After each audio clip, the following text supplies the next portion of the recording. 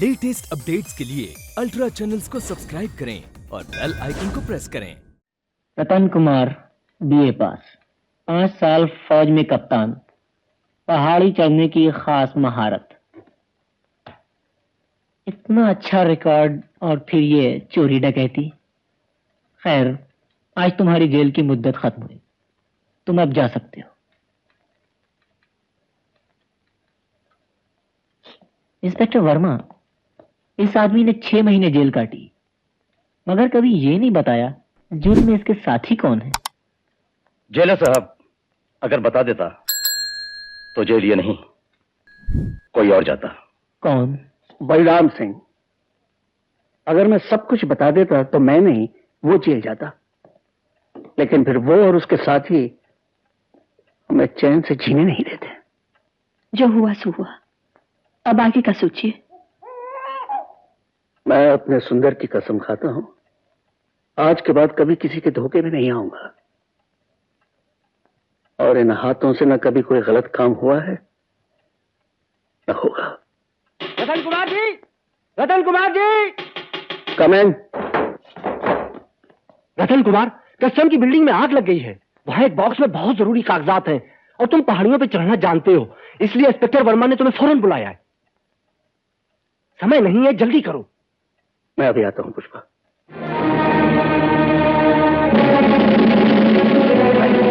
शाबाश, जल्दी चलो, जल्दी जल्दी जल्दी चलो।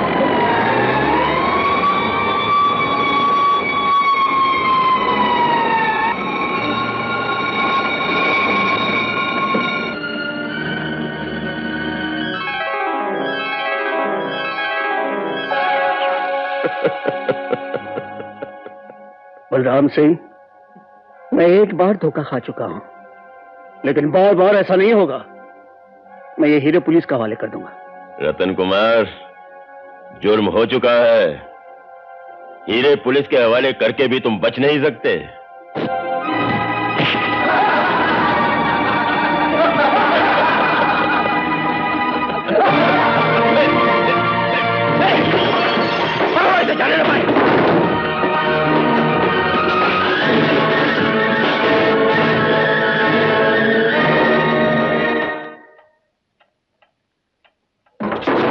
पुष्पा, पुष्पा।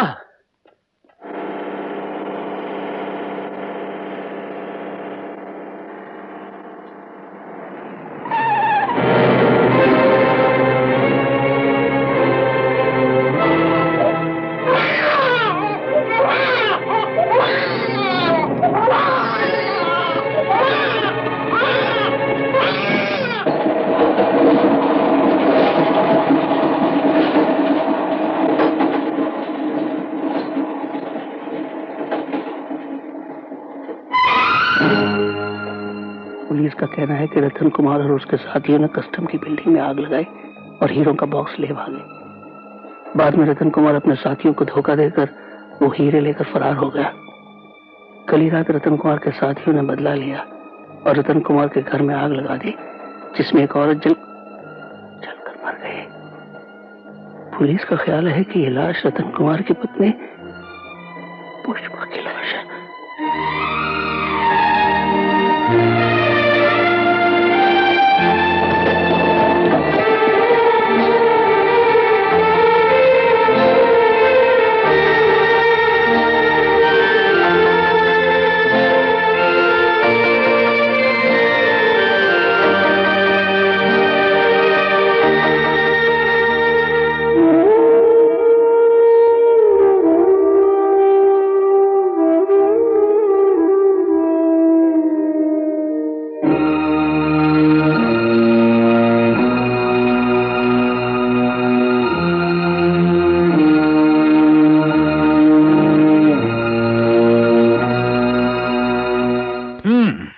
तो काफी नाम कमाया है आपने। अब जो भी हो डॉक्टर साहब, आप मेरा बच्चा ला दीजिए, मैं यहां से चला जाऊंगा। देखो रतन, ये गांव हसरतपुर बंबई से बहुत दूर है और बिल्कुल वीराना। तुम यहां पूरी आजादी से रह सकते हो। मगर मैं करूंगा क्या? यहां से कुछ दूर पर महारानी मानवती की कोठी है और मैं उनका फैमिली डॉक्टर हूं। महारानी साहिबा को एक स्टेट मैनेजर की जरूरत है। यह नौकरी मैं तुम्हें दिलवा सकता हूं, मगर एक शर्त पर। आज से तुम्हारा बेटा सुंदर तुम्हारा नहीं, महारानी साहिबा का है। देखो रतन, महारानी साहिबा की बहुत दुख भरी कहानी है। जब उनके पति की अचानक मौत हुई तो महारानी मां बनने वाली थी। पति की मौत का उन्हें कुछ ऐसा सदमा पहुंचा कि उन्होंने 2 महीने बेहोशी की हालत में गुजारे। उसी हालत में उन्हें एक बच्चा पैदा हुआ, मगर मुर्दा। आज जब वो होश में आई तो अपने बच्चे के बारे में पूछने लगी। उनकी हालत कुछ ऐसे पागलों जैसी थी, मुझसे सच नहीं कहा गया। और आपने मेरे बच्चे को उनके हवाले कर दिया? हाँ डॉक्टर साहब, वो मेरा खून है, जिगर का टुकड़ा है मेरा। कोई भेड़ बकरी नहीं जिसका बाजार में सौदा किया जाए। ये सौदा तो तुम्हें करना ही पड़ेगा। अगर तुमने बच्चा छीन लिया और महारानी को कुछ हो गया तो मैं तुम्हें पुलिस के हवाले कर दूंगा। फिर तुम्हारे बेटे का क्या होगा? गलियों और सड़कों पर आवारा भटकेगा। अगर जिंदा रहा तो तुम्हारी तरह चोर और डाकू बनेगा। और रास्ता ही क्या छोड़ा है तुमने उसके लिए? है कोई रास्ता?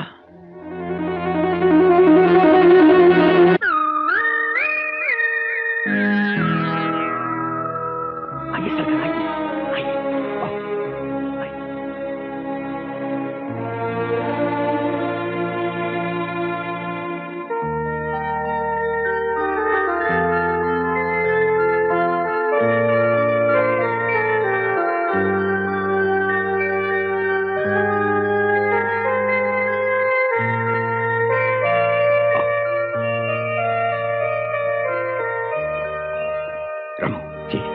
ये राज कभी जबान पर ना आने पाए। नहीं मालिक। पता है महारानी ने भी तुम्हारे बेटे का नाम सुंदर रखा है। मैं अपने सुंदर को फिर कब देख सकूंगा? जब मौका मिलेगा। हाँ रतन कुमार, आज से तुम्हारा नाम रमेश कुमार है, ताकि किसी को कोई शक न होने पाए। चलो, मैं तुम्हें तुम्हारे कॉटेज पर पहुंचा दूं। कल से तुम्हें काम शुरू करना है।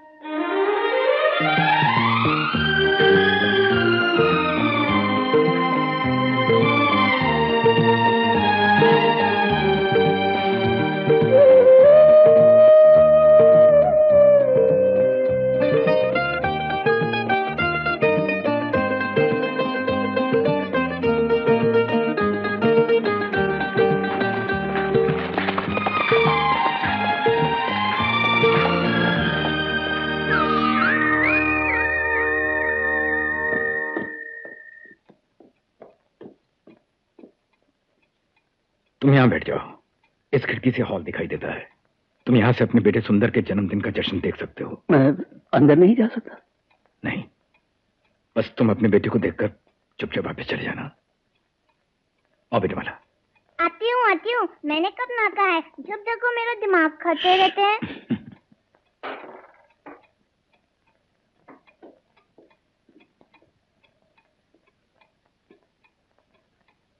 आपको ऊपर बुलाया है।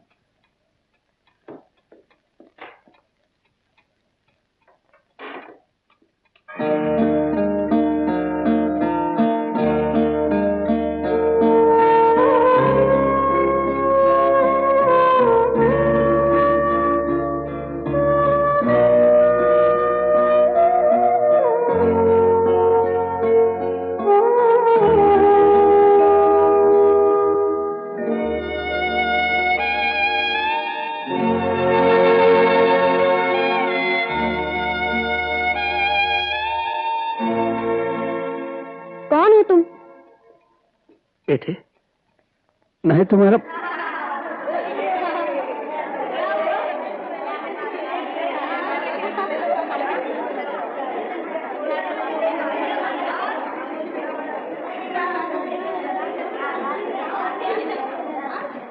रानीमा, अभी अभी यहाँ कोई आदमी आया था जो बिल्कुल चला गया। जाने दो बेटा, आज आपका जन्मदिन है और सबसे पहले आप अपने पिताजी को प्रणाम करेंगे।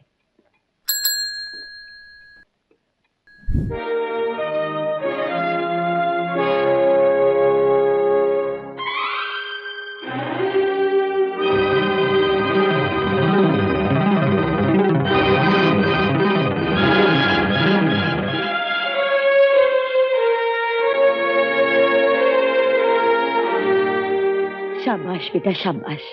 आज आपने हमें इतना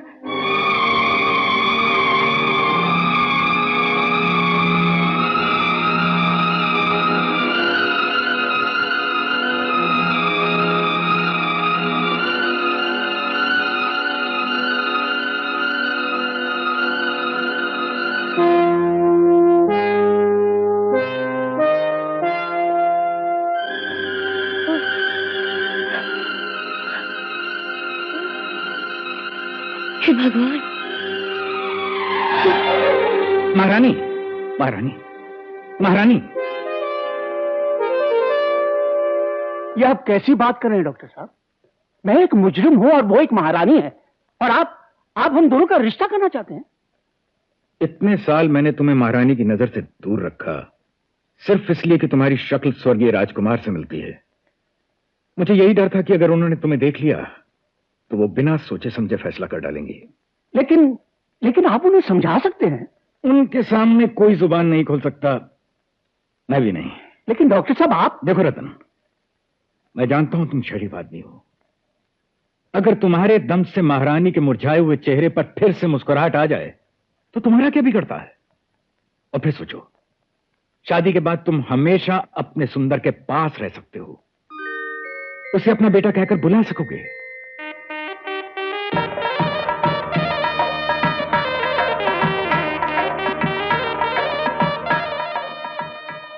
अगर कोई आत्मा को देख सकता है तो आप जान जाएंगे ये मेरी आपके साथ दूसरी शादी है। सुनिए, मैं कह रही थी, सुंदर बेटा यहां आओ। सुंदर बेटा, मैंने इनसे इसलिए शादी की है कि किसी की जिंदगी और मौत का कोई भरोसा नहीं। मेरे बाद तुम्हें ये वही प्यार देंगे जो एक बाप अपने बेटे को दे सकता है। रानी माँ, ये आपके पति बन सकते हैं, मेरे बाप नहीं।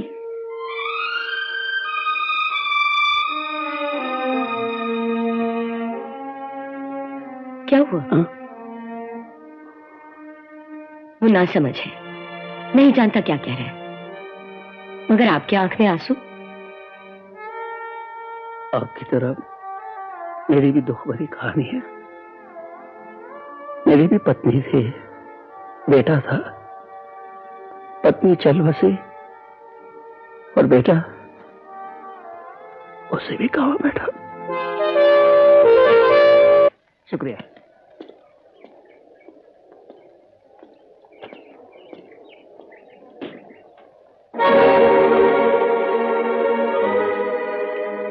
पुष्पा, पुष्पा,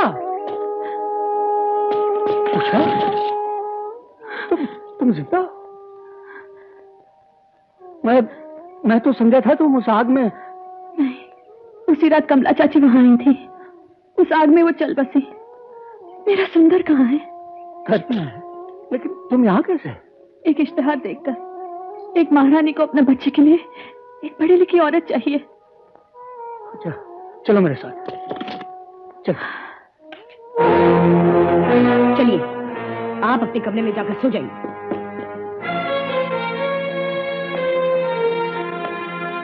महारानी साहब, ये आप क्या कर रही हैं? आप खामोश रहिए। मेरी बात तो सुनिए। आइए पतिदेव, मरी हुई बीवी जिंदा हो गई या अपनी दाश्ता से मिलकर आए? महारानी, ये आंखें किसी और को दिखाना। उस नामुराद का सीना गोलियों से छलनी ना कर दिया तो मेरा नाम महारानी मानवती नहीं। उस बेगुनाह का सीना क्यों? अगर गोली चलानी है तो मेरे सीने पर चलाइए, कसूर मेरा है, उसका नहीं। हट जाओ मेरे सामने से। महारानी, ना ही हमें जायदाद चाहिए, ना ये महल, ये सब आप संभालिए और हमें यहाँ से जाने दीजिए। हाँ डॉक्टर साहब, मैं भी अब यहाँ रहना नहीं चाहता। मैं अपनी बीवी और बच्चे को लेकर कहीं चला जाऊंगा। देखो रतन, तुम अच्छी तरह से जानते हो कि तुम्हारा बेटा सुंदर ना तुम्हें पिता समझता है, ना इनको अपनी मां। न सिर्फ ये, बल्कि तुम्हें महारानी का कातिल समझता है। कातिल? हाँ, लेकिन आप तो जानते हैं कि। मैं जानता हूं, लेकिन वो नहीं। और इस वक्त उसे यह बताना कि तुम उसके असली बाप हो और किन हालात में वो महारानी का बेटा बना, आसान बात नहीं है। वो मेरी एक नहीं सुनेगा और हो सकता है वो जाकर पुलिस को तुम्हारी असलियत भी बता दे। मगर ऐसा कब तक चलेगा? जब तक वो समझदार नहीं हो जाता। सब्र करो, इतनी जल्दी भी क्या है?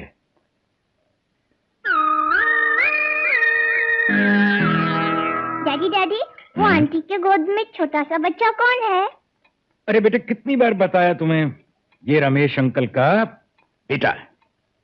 अरे मैं तो भूल ही गई। हाँ रमेश, कल मैं मुंबई जा रहा हूँ। वहां मुझे एक अस्पताल में अच्छी नौकरी मिल गई। ये बहुत ही अच्छा हुआ। अब तो हम अपने सुंदर को भी बम्बई भेज सकते हैं, किसी बड़े स्कूल में दाखिल करा सकते हैं। आप ही के साथ रहेगा। क्यों नहीं? क्यों सुंदर?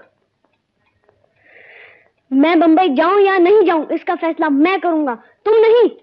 ये क्या बदतमीज!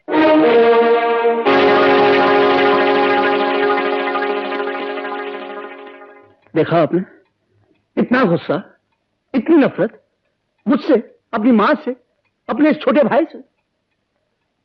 इसीलिए हम इसे अकेला नहीं छोड़ते, कहीं ऐसा ना हो हमारा गुस्सा इस पे उतारे।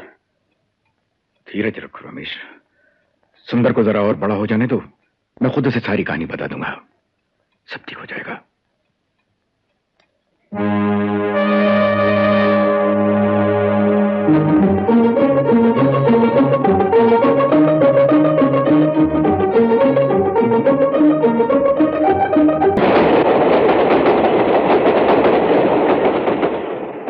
आपको कैसे मालूम कि सुंदर बम्बई गया है?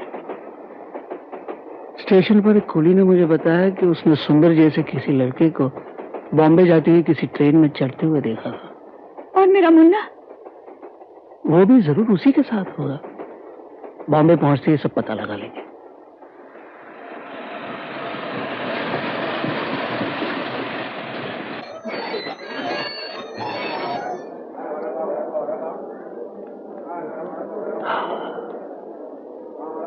ये 3-4 सेब दे देना। कितने हुए? 2.5 रुपए। ये लो।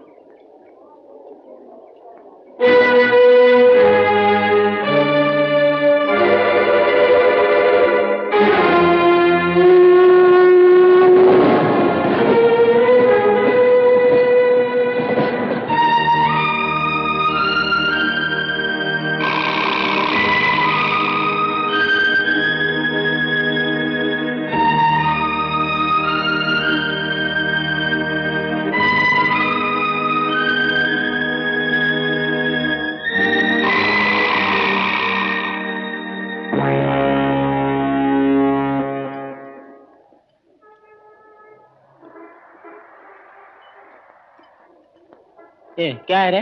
भूख लगी है। पैसा है? चल चल, फूट फूट यहाँ से।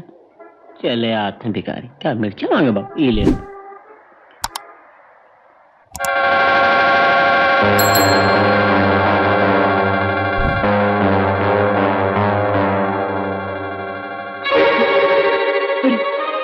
क्या हुआ बाबू?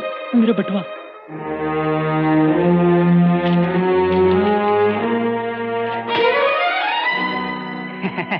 अरे श्याम भाई, देखो तो कितना माल है इसमें। अनवर, जो तकदीर में लिखा है वही मिलेगा, ज्यादा नहीं। Hello Anwar, how are you? Hello Rosie baby, कैसा है मैन तुम? रोजी, एक डांस हो जाए? मेरा बाप देखता है। ए जॉन चाचा, वन डांस विथ रोजी, ओके? ओके। ये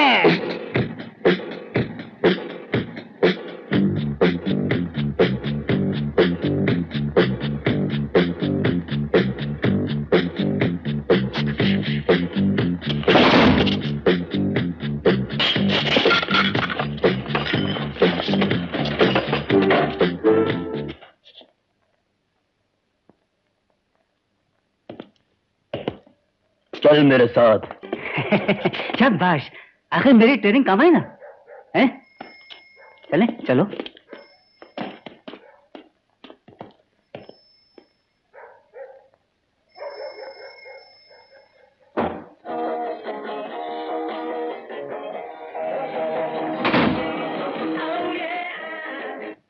हाँ आ गए, आइए आइए। क्या हुआ सुंदर भाई?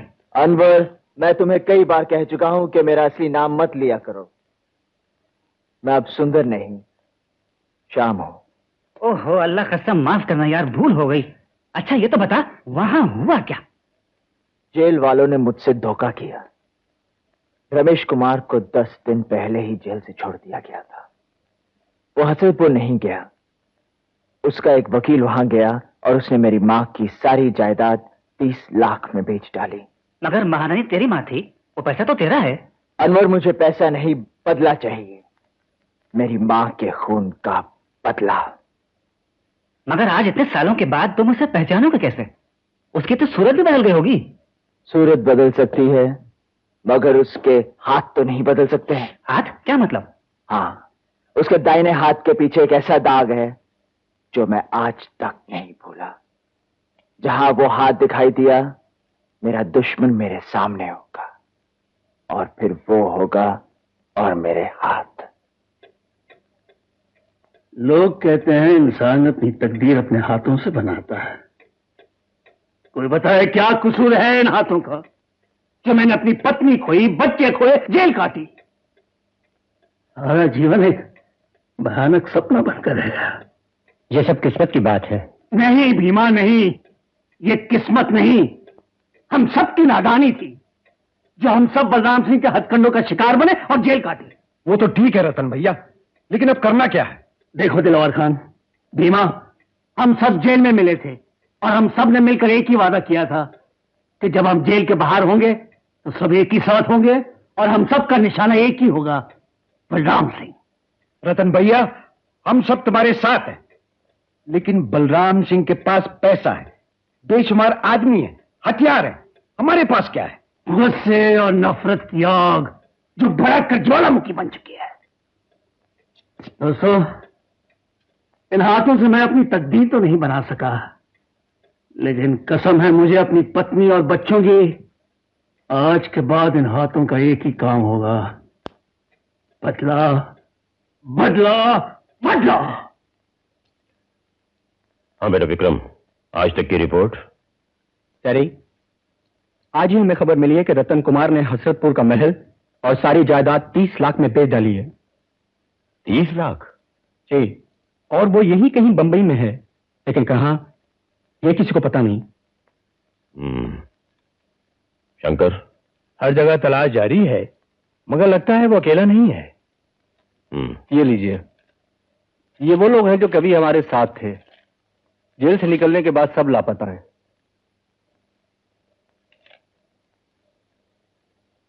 मुझे इन सब की रिपोर्ट 8 दिन में चाहिए। दूसरी चीज, करीम सिद्दी का जहाज 50 लाख रुपए का सोना और बाकी सामान लेकर कल बंबई पहुंचेगा। करीम सिद्दी का सोना लेने से पहले परखना पड़ेगा। पिछली मता वजन में कुछ कम निकला था।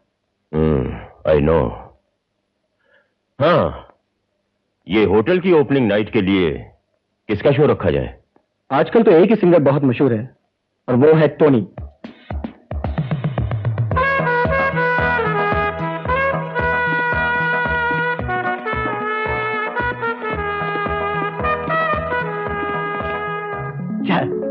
सुनो तो, देर क्यों कर दी? मत करो।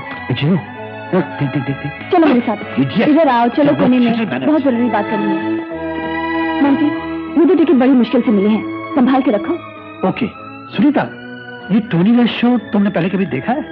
नहीं, मैंने आज तक उसकी शक्ल भी नहीं देखी, और मैं यहाँ शो देखने नहीं आई हूँ, मैं यहाँ सिर्फ उसे देखने आई हूँ और तुम्हें दिखाने आई हूँ। मुझे दिखाने? क्यों? इसलिए कि मुझे टोनी से बहुत खतरनाक बदला लेना है। बदला? पहले तुम उसे अच्छी तरह से देख लो, बदला कब और कैसे लेना है वो मैं तुम्हें बाद में बताऊंगी। चलो। नहीं। ये क्या चक्कर है दोस्त? मैं तो खुद हैरान हूं यार, ये लड़की है कौन?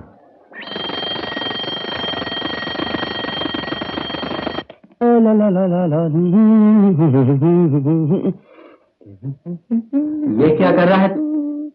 अरे वही जो अक्सर हिंदी फिल्मों में होता है, हीरो अपना भेष बदलकर हीरोइन से मिलने जाता है और वो सब पहचान भी नहीं। क्यों, क्या समझे?